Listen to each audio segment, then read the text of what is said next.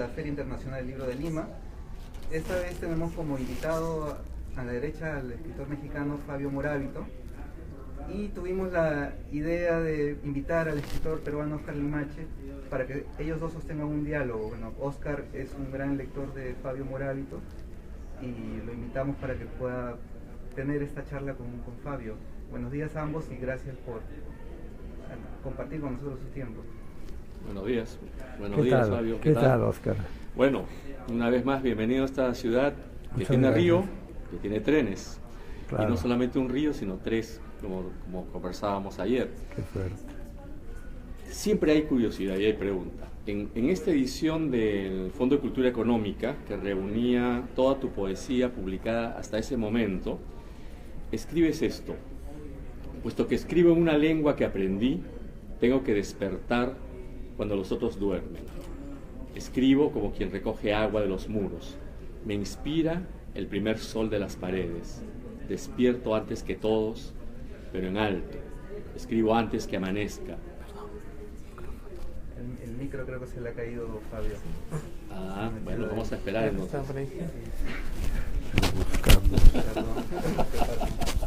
Se fue el micro. A ver, si quieres.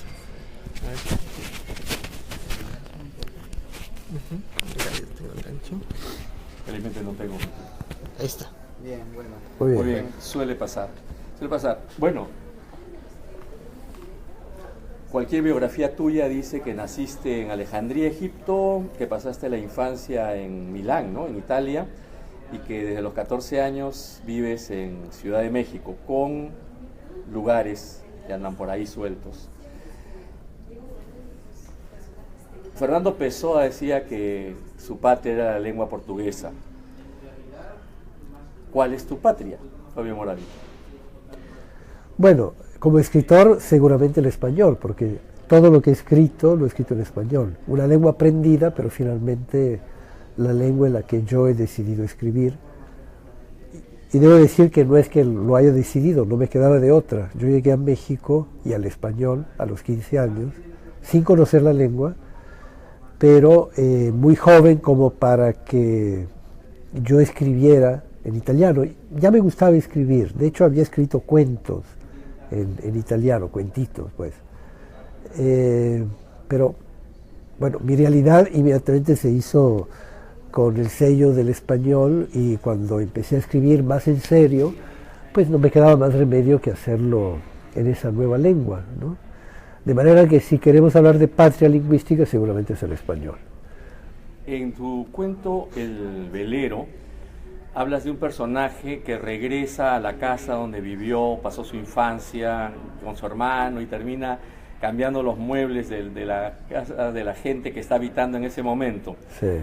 ¿Has vuelto alguna vez? Sí, claro, he vuelto concretamente a Milán, y debo decir que ese cuento refleja un deseo que nunca se cumplió, pero que siempre me habría gustado realizar, es decir, poder en efecto entrar en el primer departamento donde yo viví de chico, en Milán, y volver a verlo, pues.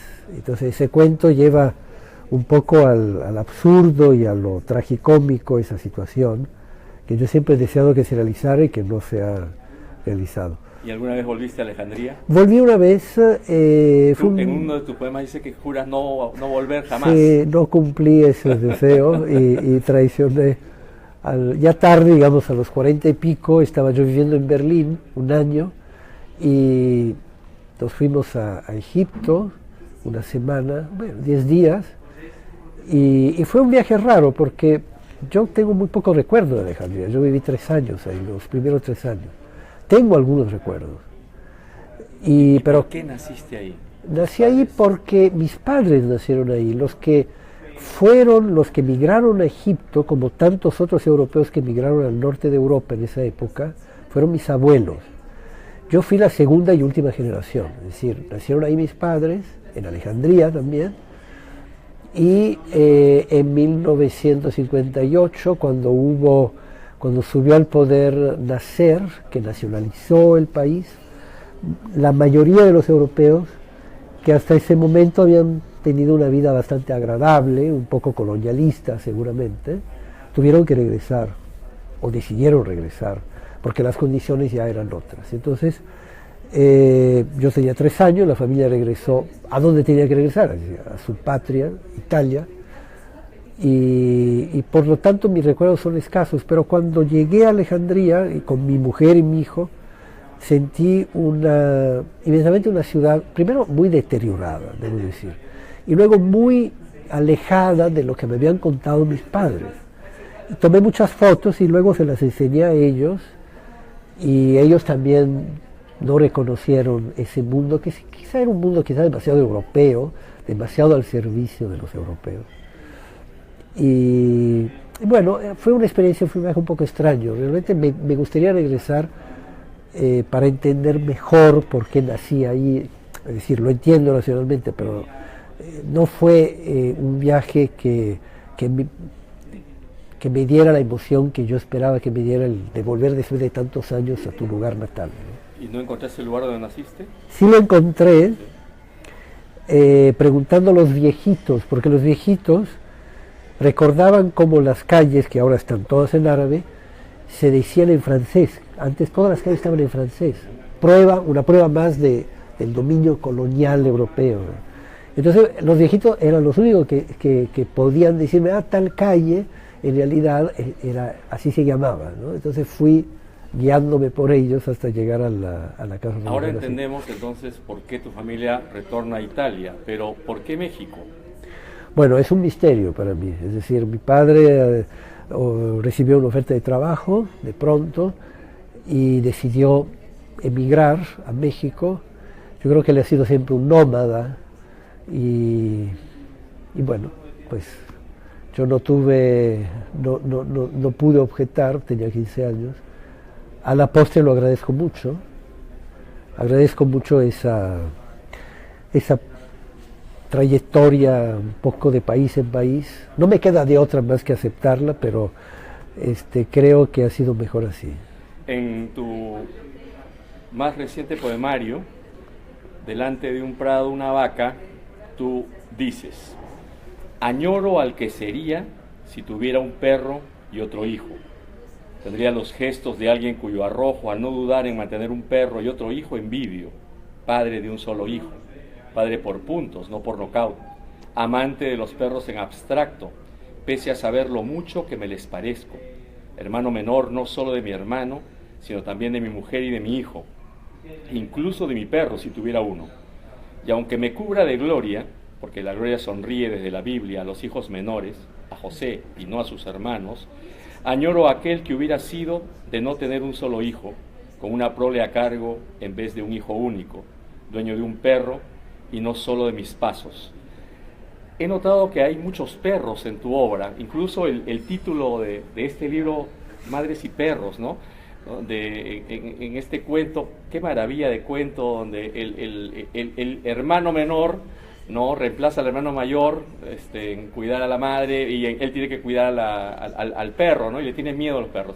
La pregunta es, ¿cómo te llevas con los perros o las mascotas en general? No tengo ninguno, nunca he tenido ninguno, y acabo de escribir un poema justamente sobre el único perro que tuve, que solo lo tuvimos mi hermano y yo una noche. Justamente estábamos en Milán, éramos muy pequeños, y de pronto entra mi padre en la noche, estábamos dormidos con una perra boxer.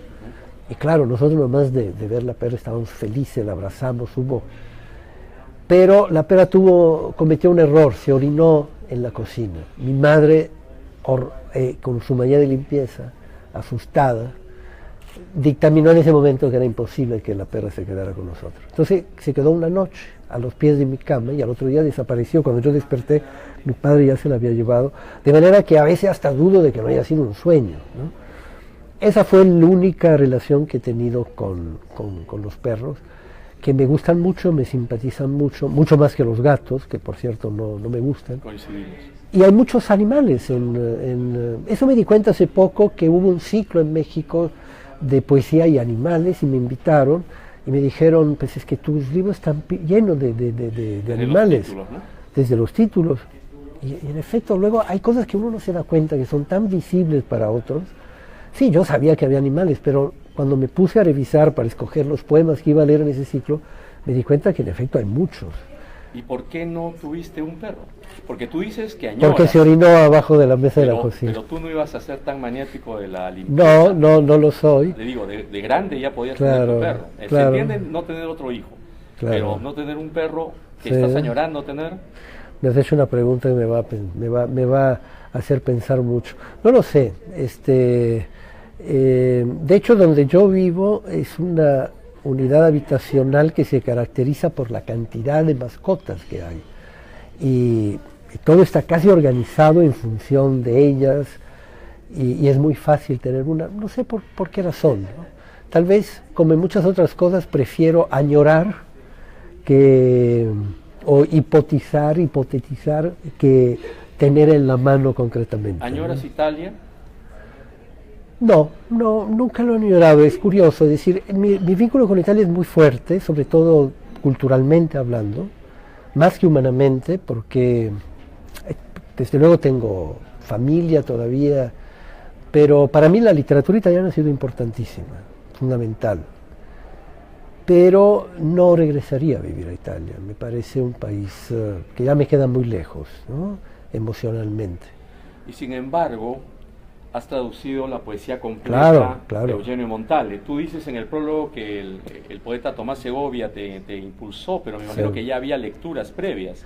Sí, de hecho había traducido de joven algo de Montale yo, con mucho miedo, porque es un poeta muy difícil, y yo realmente traducía más a Ungaretti. Hubo una época en que, muy joven, entrando a la universidad, me di cuenta que lo que yo estaba estudiando en la universidad, que era sociología, no me importaba, y abandoné la carrera y empecé a traducir a poetas italianos.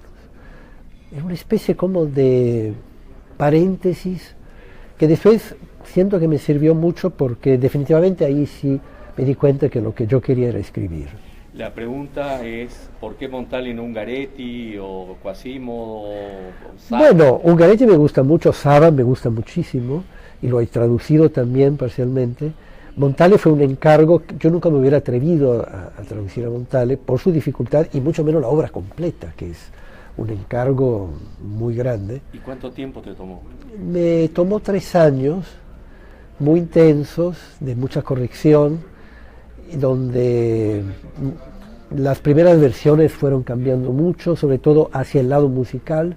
Fui aprendiendo a sacrificar cuando era necesario el significado para poder apuntar, digamos, mi batería hacia el sonido, la sonoridad, porque es importantísima para Montale. Lo dices en la nota de la traducción y me gustaría compartir con nuestros lectores, ¿no? Me proponía, al comenzar la traducción de la poesía completa de Montale, enfrentar un problema que me parece crucial en toda traducción poética, el de la conservación, dentro de lo que cabe, del ritmo y de la música del original. Tratándose de alguien como Montale, cuya poesía es especialmente rica en hallazgos rítmico-melódicos, el problema se torna casi ineludible. Me parecía inútil traducir a Montale si no existía la esperanza de hacer justicia, aunque fuera mínimamente, a su poderoso don musical. Hay poetas que resisten mejor que otros esa especie de silenciamiento acústico que acarrea a menudo la traducción en verso. Montale lo resiste mal. Tan mal que, salvo algunas honrosas excepciones, salteo, tengo la sensación de que es un poeta todavía inédito en castellano. Cuando leemos tus traducciones de Montale, sí, parece nuevo, parece que sí, uno siente, nunca he leído a Montale. Y vuelve esta impresión que siempre he tenido, desde que fui consciente de que existían traductores, de que todos los autores favoritos de la infancia y de la adolescencia que hemos leído traducidos, en realidad no los hemos leído a ellos, sino a sus traductores. Claro. Entonces, te interrumpí, tú estabas explicando esto, pero quisiera también que pudieras responder una curiosidad. Tu taller de traducción literaria, ¿cómo lo manejas? ¿Tus alumnos o tus estudiantes conservan esa musicalidad, lo intentan, lo logran? Bueno, no traducimos poesía porque, bueno, por una razón muy pragmática, es decir, ellos lo que necesitan es un oficio. Y yo lo que quiero es ayudarles a tener un oficio con el que se puedan defender económicamente en la vida, y por lo tanto he aceptado, me he resignado a la idea de que es mejor no perder el tiempo con la poesía y realmente enseñarles a traducir prosa, sobre todo narrativa y periodismo, pero periodismo muy fino, porque resolviendo ese terreno lleno de dificultades, de prosa muy buena, seguramente podrán luego traducir textos más sencillos. Me gustaría traducir poesía, pero me he dado cuenta que, por esto que acabo de decir, es mejor concentrarse en la prosa. Ahora, en la prosa también hay musicalidad, claro, hay sonoridad, ¿no? Y aunque yo sobre todo con ellos les he procurado enseñar que puedan traicionar con cierta libertad el original, de que pierdan el temor a cambiar y a imprimir un estilo propio, porque creo, y tú eres traductor y me darás la razón, sin esa peculiaridad propia, sin ese mínimo margen de libertad en el que uno como traductor tiene que moverse, pues no hay traducción creativa y por lo tanto no hay traducción buena. Y muchas veces los alumnos al principio tienen mucho miedo de eso, justamente de invadir un espacio que consideran sagrado y por timidez, por temor, terminan por hacer eso, traducciones muy timoratas. Poco a poco hay que irles enseñando a ser más audaces e incluso maleducados, digamos, ¿no? A perder los buenos modales. ¿Y han conseguido trabajo tus estudiantes? Bueno, esporádicamente. En México el campo de la literatura italiana en general en México se lee poco, tampoco hay una presencia económica italiana fuerte como para producir y generar traducción de tipo técnico. Así que bueno, no sé, tampoco les he seguido el rastro a todos ellos, pero creo que la mayoría pueden ya defenderse con un oficio, ¿no? Si te volvieran a encargar la traducción de la poesía completa de alguien, ¿cuál sería ese poeta que tú preferirías que te encargaran? No sé, tal vez un poeta no tan abundante como Montale, porque fue un matrimonio muy largo. Quisiera ahorita un amaciato más corto.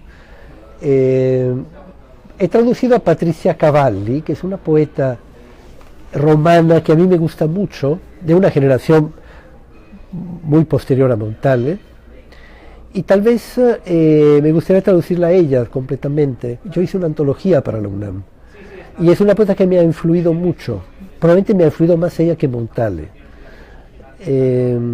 porque es un tipo de poesía que en México no se escribe, y no sé si en Perú, sospecho que tampoco. Es una poesía muy desenfadada, aunque formalmente muy estructurada, con también una musicalidad que no tiene la complejidad de Montale, pero porque es mucho más doméstica, mucho más hogareña, mucho más cordial con el lector y no necesita estas arquitecturas sonoras de Montale, y con un fondo de pensamiento anárquico, insubordinado, discreto, pero tan constante que se vuelve finalmente de una gran fuerza. Bueno, quizás sería ella, o quizá otro poeta importante, Giorgio Caproni, un poco más joven que Montale, pero creo que la verdad no me lanzaría ahora una traducción tan comprometida como la que hice con Montale, ¿no? ¿Y qué fue lo que te movió entonces a aceptar ese compromiso? El resto, el desafío, es decir, para mí Montale era y sigue siendo un poeta inalcanzable. Dije, bueno, una forma de acercarme un poco sería traducirlo. Bueno, debo confesarte que si estamos aquí conversando es porque me enteré de esta traducción de Montale que yo había buscado siempre. ¿Por qué no sacan la poesía completa de Montale? Y cuando me entero aparece un nombre, Fabio Moravito. Y a partir de eso empecé a interesarme en tu poesía, en tu narrativa, en libros como este que tengo acá en la mano, este delicioso, El idioma materno, que no sé si son reflexiones, si son cuentos, si son pinceladas personales, ensayos, ¿no? Pero realmente es un libro que he paladeado de comienzo a fin, y para los peruanos era inevitable sorprendernos con este texto, que siendo breve me voy a permitir leerlo en su totalidad para que luego tú me respondas la curiosidad que tengo. El velador de Vallejo. Primero pensé, el velador, nosotros tenemos velador acá, al mueble que se pone al costado de la cama. Creo que ustedes le llaman veladora. No, ¿Cómo lo llaman? Buró. El buró, ¿no? El Acá buró. es el velador. Entonces yo pensé, Vallejo tenía un velador. Estamos hablando de un mueble donde ponía sus libros. Entonces fue lo primero que entendí. Otra vez estamos separados por el mismo idioma. Claro, ¿no? claro. El velador de Vallejo. No he leído un solo poema de Vallejo, y sin embargo es el poeta que mejor conozco. No lo he leído en sus libros, sino en los artículos de quienes han escrito sobre él y citan partes de sus poemas, rara vez un poema entero. Cuando esto último ocurre, aparto instintivamente la mirada. Tengo todos los versos de Vallejo en la cabeza, leídos infinidad de veces, pero no he leído un solo poema suyo. Lo he amado desde el comienzo a base de citaciones, o sea, de fragmentos, sin enfrentarme nunca a un poema completo. Quizá por el temor de que los poemas de Vallejo no me gusten tanto como sus versos, o porque temo quedarme pasmado en el primero que lea y no pueda salirme de él. No hay un solo verso de Vallejo que no haya sido citado en la vasta bibliografía crítica que existe sobre su obra. Conozco esa bibliografía al dedillo, no por un afán de erudición. ¿Qué clase de erudito podría ser si nunca he leído uno solo de sus poemas? Sino porque me he acostumbrado a leer a Vallejo a través de otros lectores, buscando sus versos en los intersticios de la prosa académica de sus críticos, como quien busca pepitas de oro en una mina, y mi familiaridad con su obra es tan profunda que casi siempre adivino cuáles de sus versos traerá a colación el estudioso en turno para ilustrar lo que viene afirmando. De hecho, aunque no he leído sus poemas, sé perfectamente cómo están hechos y podría reconstruirlos colocando cada verso en el lugar que le corresponde, y también podría reconstruirlos de una manera que el propio Vallejo nunca imaginó o que quizá no le desagradaría del todo. Como sea, no me cabe la menor duda de que estoy compenetrado con sus versos como ni él mismo lo estuvo, abstraído como estaba por sus poemas. Me siento así el auténtico velador de sus palabras, como quien sigue a un hermano mayor que se aventura por las habitaciones de un palacio y para cuidarle la espalda y advertirle de algún peligro, se queda en el umbral de cada una, renunciando a conocerlas íntimamente, y por eso mismo, por no distraerse con ninguna de ellas, conoce el palacio mejor que nadie. ¿Sigues siendo el velador de Vallejo o ya lo has leído? Bueno, obviamente todo eso es una invención, ¿no? Y podría ser Vallejo, como podría ser Pessoa, podría ser Octavio Paz, es decir, porque toca dentro de su absurdo, de su comicidad, toca un problema que sí me parece que siempre me ha llamado mucho la atención, es decir, muchas veces cuando leemos un poema nos cautiva un verso o unos cuantos versos, y muchas veces el poema en general no tanto, y nos quedamos con esos versos como si fueran algo que nos hubiera iluminado de repente, nos enamoramos de ellos y de algún modo a través de ellos casi negamos al autor, es decir, nos quedamos con una especie como de predación, ¿no? Y lo cual parecería injusto, y en un sentido claro que lo es, porque los poetas escriben poemas, no escriben versos. Pero por otro lado, ¿por qué no concederse esa libertad como lectores de quedarse con un tesoro inmediato, renunciando, digamos, al contorno general? La poesía es generosa también en eso, es decir, alguien, no recuerdo en qué ocasión, en una lectura pública le criticó al poeta que estaba leyendo: tus poemas me gustan, pero siempre siento que te alargas. Y entonces alguien dijo, bueno, pues donde te guste, quédate ahí en ese verso y no te vayas hasta el final, y todos estamos contentos, ¿no? Es decir, no tienes por qué llegar hasta el final simplemente porque el poema llega al final.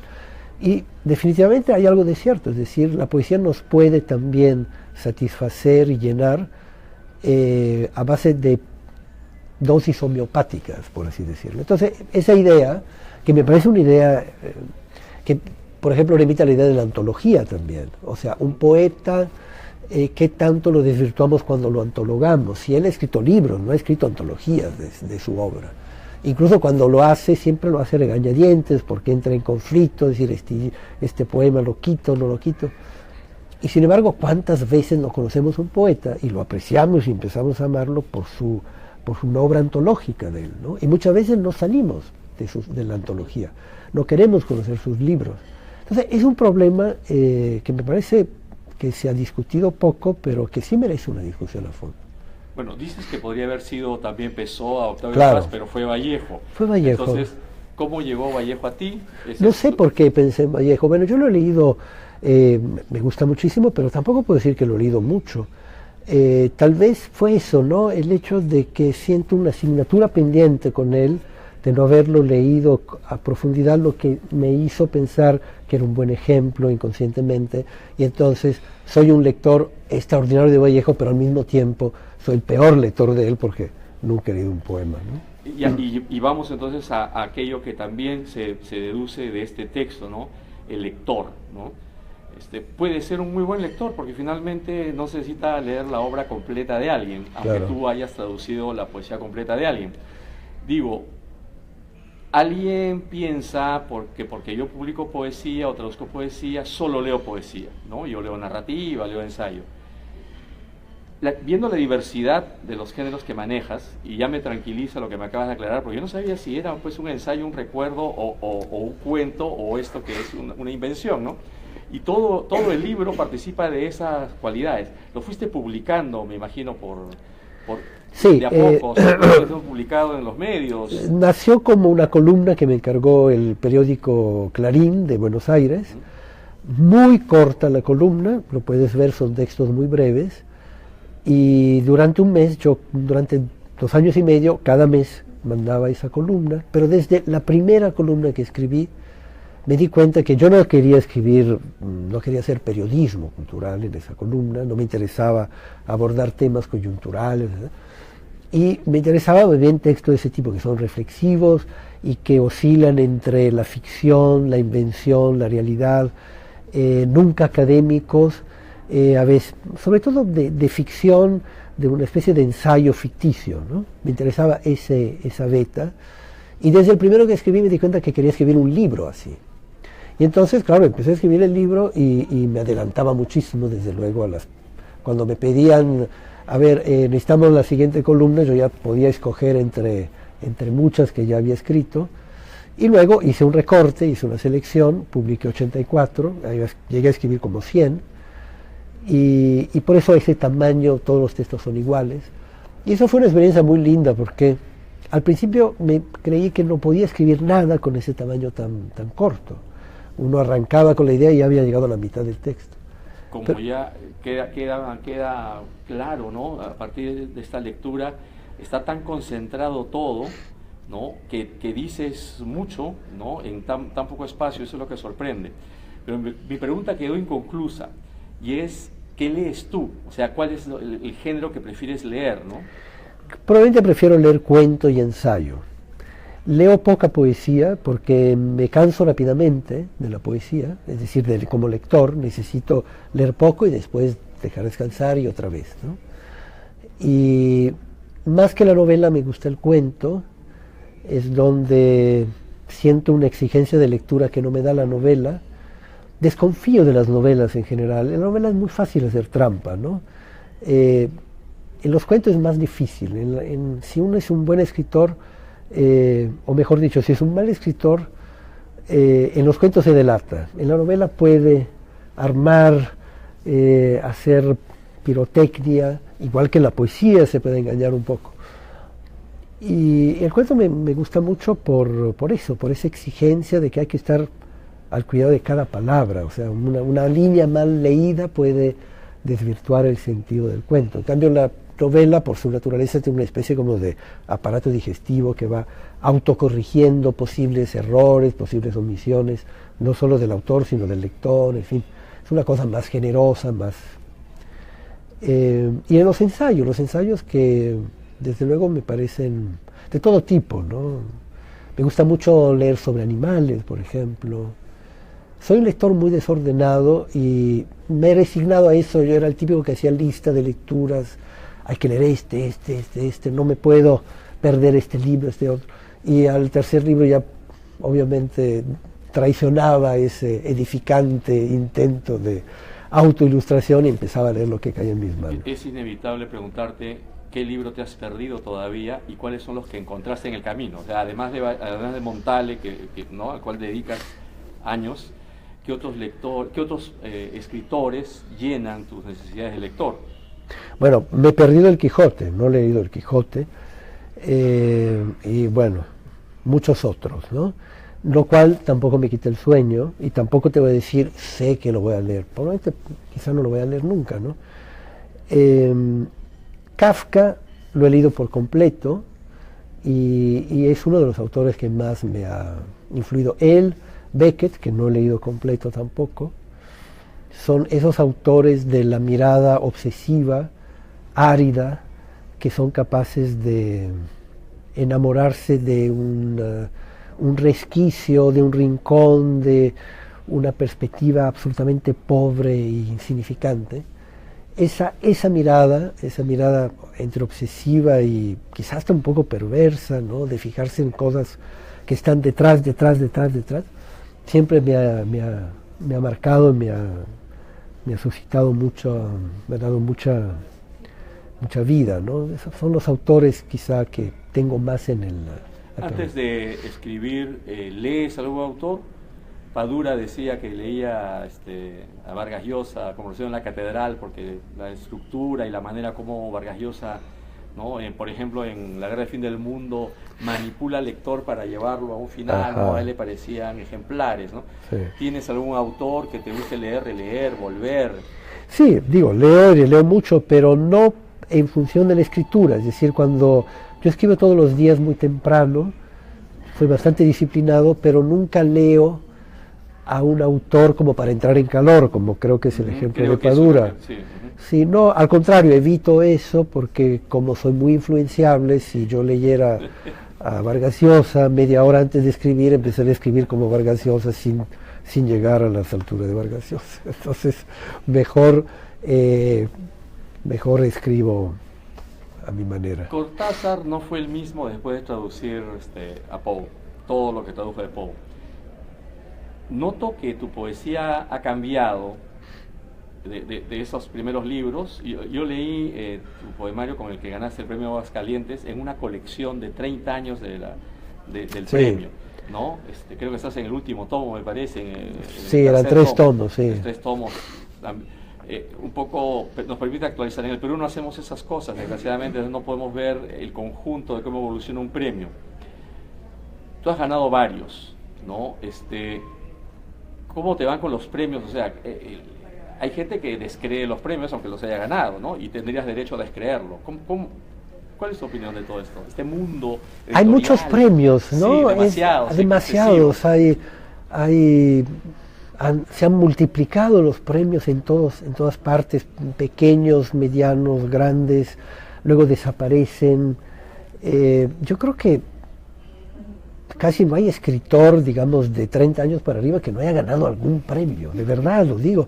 Yo he sido jurado de pronto no solo en certámenes, sino en becas, donde he tenido que revisar el currículum de los candidatos, y no recuerdo uno solo que no hubiera ganado un premio chiquito a lo mejor, de su pueblo, pero ahí está. Entonces está lleno de premios, y claro, eso por supuesto ha banalizado un poco la idea del premio. Entonces, a mí los que he ganado pues me han dado mucho gusto, pero debo decir, tampoco me han cambiado la vida. Es decir, al día siguiente yo estaba escribiendo a la misma hora, contento, pero no pasaba nada. Y en aquellos concursos en los que llegué a concursar y no me gané nada, pues también al día siguiente yo estaba escribiendo y no me produjeron la mayor pesadumbre. Yo creo que hay que tomar los premios, son como un regalo, ¿no? Y los regalos no pueden ser muchos, porque si entonces uno se acostumbra a los regalos, pues ya le pierde el chiste. Así es. Bueno, sí, continúa. No, eso que me sorprende, digamos, la cantidad de premios que tanto dinero se invierte en la cultura a través de premios, cuando quizá no es la mejor forma de estimular la cultura, sino que habría otras maneras. ¿Cómo cuáles? No sé, sobre todo me imagino ir por el lado de la lectura, ¿no? Porque todos estos países que premian tanto, después tienen pocos lectores. Sabemos la plaga de escasa o mala lectura que hay en América Latina. En México y Perú, bueno, no conozco la situación de Perú, pero México, sabemos, es una situación desastrosa, es decir, se lee poquísimo. Parece que un libro 1.3... Acá es 0.6, así que ustedes leen el doble. Me hace sentir bien. Pues mira, estamos mal, entonces quizás debería haber menos premios y más estímulo a la lectura.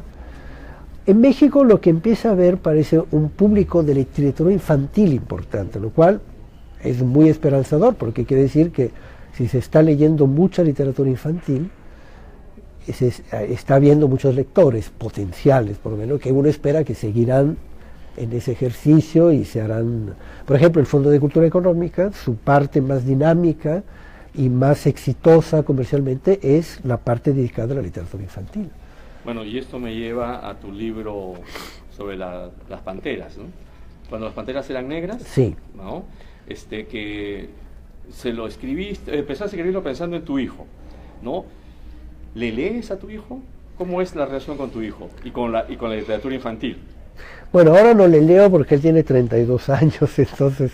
Pero cuando era chico, así empezó ese cuento. Yo le leía todas las noches. No le leía, le inventaba un cuento.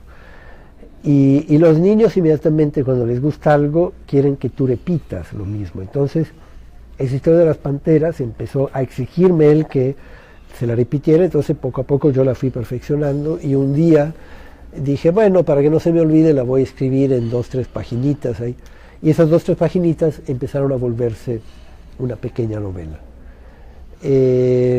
No he escrito mucho, de hecho es lo único que he escrito en literatura infantil, pero ha sido mi libro más veces reeditado, es decir, anda por la 5ª o 6ª reimpresión, lo cual creo que es una prueba del éxito que está teniendo la literatura infantil. Y yo conozco a varios autores que en México pueden vivir, ahora sí, de escribir sus libros de literatura infantil juvenil. En cambio, los que se dedican a la literatura para adultos, digamos, pues la verdad no conozco ninguno, bueno, excepto algunos casos ya por todo sabido, García Márquez, Vargas Llosa, bueno, pero de mi generación, por ejemplo, no conozco a nadie en México que pueda decir yo vivo de escribir mis libros, ¿no? Bueno, y has mencionado al Fondo de Cultura Económica, ¿no? A quien los peruanos agradecemos que siempre nos traigan ediciones de autores mexicanos que de alguna manera, de otra manera no iban a llegar, y al mismo tiempo que ha hecho posible la edición de escritores peruanos allá, ¿no? La edición de la poesía de Sebastián Salazar Bondi, que es un poeta algo olvidado en Perú, o Emilio Adolfo Westphalen o Blanca Varela. Para terminar entonces esta conversación, y ojalá que podamos continuarla en México o en algún otro lugar, la pregunta es, además de Vallejo, ¿qué otro poeta peruano deja algunos versos en tu memoria y que te podrías también, ¿no, ser el... Acá llamaríamos el velador, el vigilante, el guachimán lo llamaríamos aquí, ¿Guachimán? Es un peruanismo, ¿no? Del inglés, el que cuida, ¿no? El que está ahí, claro, no aparta la vista, ¿no? De eso que está cuidando. ¿A qué poetas has leído? He leído muy poco y no he leído casi ningún libro completo. He leído poemas sueltos de Varela, de Watanabe, que me gusta muchísimo. Muy bueno. Y bueno, de César Moro, pero ha sido una lectura desordenada, de Vallejo por supuesto, ha sido una lectura desordenada y ayer estaba justamente cuando estábamos en la Casa de la Literatura Peruana, antes de la charla, en ese recorrido que me hicieron con mucha amabilidad y me di cuenta de cuánta buena poesía se ha escrito en Perú, qué poetas tan importantes que se conocen en México, desde luego, que se han editado muchas veces ahí, como tú estás diciendo, y bueno, es algo que de pronto yo lo tenía un poco olvidado, pero claro, uno empieza a ver nombres, Eyelson y bueno, Varela y todos los demás, y luego nombres que yo no conocía. Bueno, César Moro ha vivido allá, Juan Gonzalo Rose, ¿no? Ha vivido en México, pero su obra no es muy conocida en México. No, pero sí yo conozco, bueno, como siempre en la poesía, son otros poetas quienes te recomiendan y bueno, César Moro me lo han recomendado mucha gente, claro, casi todos ellos, o poetas o muy buenos lectores de poesía. Siempre estamos hablando de una especie de secta secreta, ¿no? En donde, claro, no podemos decir que un autor sea un éxito comercial, ¿no? pero de boca en boca y de comentario en comentario son autores que perduran, ¿no? Y que están presentes en la tradición y que tienen su influencia. Bueno, muy bien, Fabio, ha sido muy grato tenerte acá, bienvenido otra vez, disfruta del tiempo que queda aquí en Lima y ojalá, como te decía, que volvamos a conversar sobre nuevas traducciones, sobre nuevas publicaciones. Por lo menos sabemos que tus libros están llegando y eso ya es un consuelo en tu ausencia. Así que hasta la próxima vez. Muchas gracias, Oscar. Muchas gracias. Oscar, Fabio, yo simplemente quería cerrar con la pregunta que siempre hacemos en la página, que se llama Lee por Gusto. Le quería preguntar, Fabio, si nos puede hablar de 5 libros favoritos, muy importantes para usted como lector, y referirse brevemente a ellos. Sí, bueno, empezaría con el que quizá me marcó de más joven. Creo que tenía 9 años cuando lo leí, no sé qué tanto entendí porque yo creo que tenía por lo menos 10, que es la novela de John Steinbeck, de Ratas y Hombres, que luego se hizo una película también, que luego he leído un par de veces, que me marcó, creo que fue el libro que me hizo sentir el poder de la literatura. El extranjero de Camus, que me entusiasmó mucho cuando era joven, después escribí un poco de él y hace poco lo volví a leer y volví a quererlo como antes. Esperando a Godot, de Beckett, La metamorfosis de Kafka. ¿Y cuál sería un quinto? Uf. Todos los demás, pues. Todo lo demás que estoy leyendo. Ese es mi quinto libro. Muchas gracias, Fabio. Oscar también muy agradecido. Gracias.